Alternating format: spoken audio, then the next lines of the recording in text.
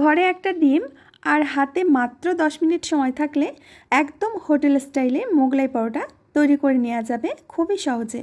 অনেক বেশি টেস্টি, অনেক বেশি মজার হবে যদি ঘরেই এই মোগলাই পরোটা তৈরি করেন। মোগলাই পরোটা তৈরি করা কিন্তু একদমই সহজ। তারপরও বিকেলের নাস্তায় বা হঠাৎ করে গেস্ট চলে আসলে আমরা হোটেল থেকে কিনে নিয়ে আসি। আমার মনে হয় আজকের ভিডিও দেখার পর আপনারা আর অস্বাস্থ্যকর মোগলাই পরোটা হোটেল থেকে আর কিনে এনে খাবেন না। নমস্কার বন্ধুরা, আজকে আরও একটি সহজ রেসিপিতে আপনাদের অনেক অনেক স্বাগত। তাহলে আসুন রেসিপি শুরু করি। আজকের মোগলাই পরোটা তৈরি করার জন্য এখানে আমি 1.5 কাপ ময়দা নিচ্ছি, আর দিয়ে দেবো 1 চামচ চিনি, সাথে দিয়ে দেবো স্বাদ মতো লবণ। এবার লবণ চিনিটাকে ময়দার সাথে ভালো করে মিশিয়ে নেব। আপনারা চাইলে ময়দার পরিবর্তে আটা দিয়েও পরোটাটা বানাতে পারবেন। এখানে আমি 2 চামচ মতো রিফাইন্ড অয়েল দিয়ে দিচ্ছি। এবার তেলটাকে ময়দার সাথে ভালো করে মিশিয়ে একটা ময়ান করে নেব। ভালো করে হাত দিয়ে ঘষে ঘষে সুন্দর করে আমি ময়ান করে নিয়েছি। এখন নর্মাল টেম্পারেচারে জল দিয়ে ডোটা মেখে নিতে হবে। প্রথমে জলটা দিয়ে আলতো হাতে ময়দাগুলো জলের সাথে এইভাবে মিশিয়ে নেব। মোগলাই পরোটার ডোটা সবসময় লুচির ডো থেকে একটু টাইট হবে। লুচি বানাতে একদম সফট আর নরম ডো লাগে, তার থেকে একটু টাইট ডোটা মাখতে হবে। ভালো করে ঠেসে ঠেসে একেবারে মসৃণ করে ময়দার ডোটাকে মেখে নিয়েছি। এখন এই ডোটাকে রেস্টে রেখে দেব 5 মিনিটের মতো। এখন একটা বাটির মধ্যে নিয়ে নেব 1 কাপ পেঁয়াজ কুচি, দিয়ে দেবো বেশ কিছুটা কাঁচা লঙ্কা কুচি, অর্ধেকটা গাজর কুচি, দিয়ে দেবো স্বাদ মতো লবণ। এখন সমস্ত কিছু খুব ভালো করে একটু মিশিয়ে নেব। সব কিছু ভালো করে মেশানো হয়ে গেলে এর মধ্যে দিয়ে দেবো ডিম। এখানে আমি 4টি পরোটা তৈরি করব। 4টি পরোটার জন্য আমি 2টো ডিম দিয়ে দিচ্ছি। এই 2টো ডিমেই আমরা সুস্বাদু 4টি পরোটা তৈরি করতে পারবো। খুব ভালো করে ডিমটাকে পেঁয়াজের সাথে মিশিয়ে নেব। বেশ কিছুটা ধনেপাতা কুচি দিয়ে দিলাম, এতে করে পরোটাটা খেতে বেশি সুস্বাদু লাগবে। সমস্ত কিছু বেশ ভালো করে মিশিয়ে নিয়েছি। এদিকে প্রায় 5 থেকে 7 মিনিট হয়ে গেছে।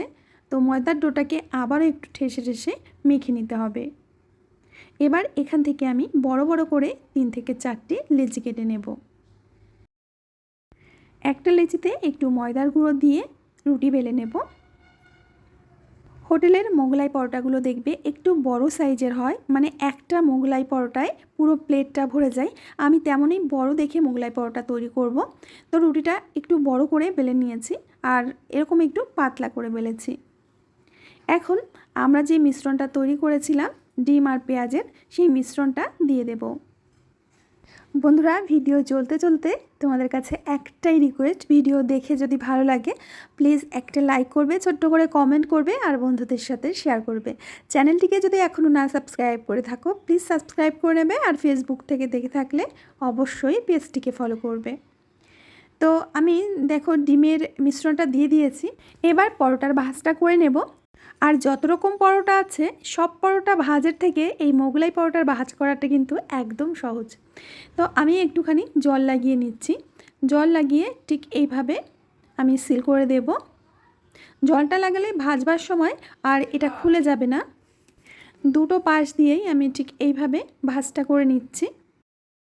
আর আগে থেকেই আমি একটা প্যানে তেল গরম হতে দিয়েছিলাম। গরম তেলের মধ্যে পরোটা ছেড়ে দেব।